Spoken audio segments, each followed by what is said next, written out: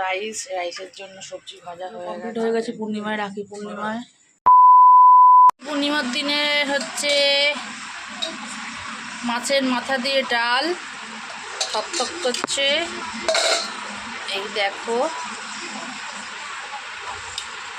আর হয়ে মাছের কালিয়া,